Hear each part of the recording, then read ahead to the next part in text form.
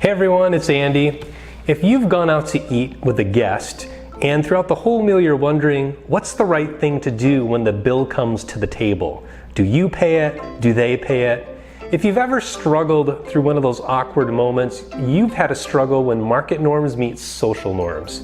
Today we're going to take an introductory look into what happens when market norms, the rules that we use when dealing with things with money, interact with social norms, the rules that we use in our relationships. So I was planting seed in my backyard and my two kids saw me working and thought they would join in and start working. They were laying straw after I was seeding the ground, and they were not giving up. They were going to be there until I was done. We were having a great time. We were all working hard, laughing, talking. It was a great time. So my heart's filled with gratitude that my kids would even decide to take time out of playing to help their dad. And a thought goes through my mind, and that is, do I pay them? I mean, they were being really helpful to me. And I wouldn't have been thinking about this if it wasn't a week before when I read a chapter out of a book called Predictably Irrational by Dan Ariely. And it was a chapter on social norms and market norms and what happens when you mix them together. And I knew as soon as I introduced money into this situation, it would have changed the special moment immediately that my kids were having with me. And it's the same with you and I as soon as money is introduced into a situation. So when money's introduced, we're thinking, number one, how much do I have to work in order to earn this? Number two, how hard do I have to work? Number three, if I'm better or more experienced than somebody else, I should be getting paid more, right? So some of these questions I knew would be coming up in my kids' mind. It would kind of change the fun of the situation. So I decided to bite my tongue and just enjoy the moment with them, and we wrapped up our evening. So social norms is the widely acceptable behavior among friends. It's kind of like asking friendly requests of neighbors and friends and family members. There is no need or expectation for immediate payback, unlike when we're dealing with money. Some examples would be helping a neighbor move a couch, helping your younger brother or sister study for a test coming up, watching a neighbor's dog for the weekend, taking a neighbor's trash down to the street. We do these things out of kindness and charity, and we know that when we need their help, they're going to be there for us in the future too. Market norms is nothing personal. It's all about money and exchanging that for goods and services. Market norms are what you're willing to do and for how much money you're willing to do those things. It involves immediate payback. So for example, I go to work because I want a paycheck. That's market norms in action.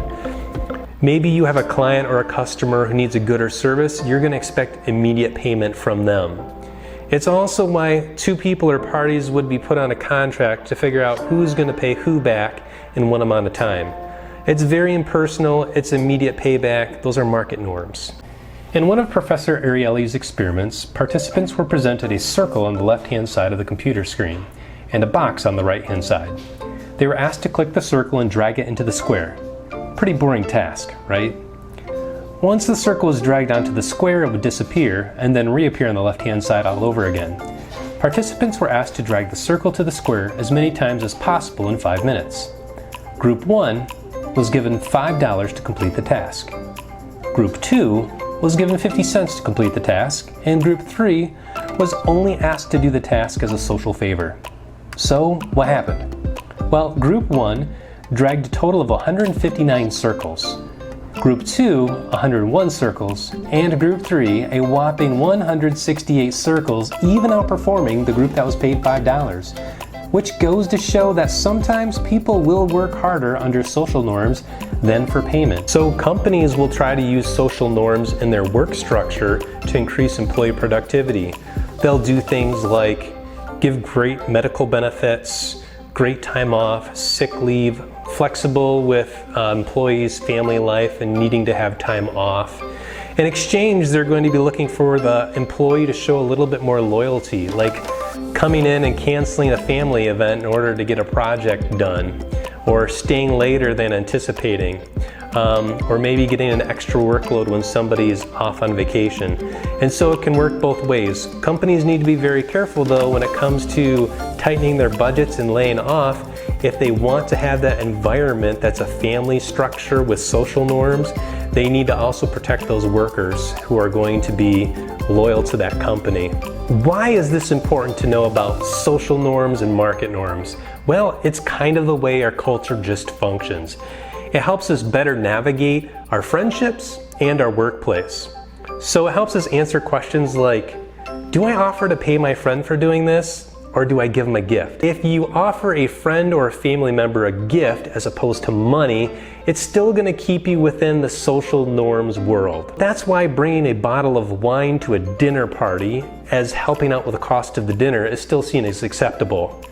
But telling people at the dinner party how much you paid for the wine is not. If you're interested in taking a deeper look into market norms and social norms, I put a link in the description below for the book Predictably Irrational by Dan Ariely. It's an interesting book with tons of social experiments that are fun to read, and overall it's a quick read. Also, if you felt like this video has deserved it, please click the like button below and remember to subscribe. Thanks.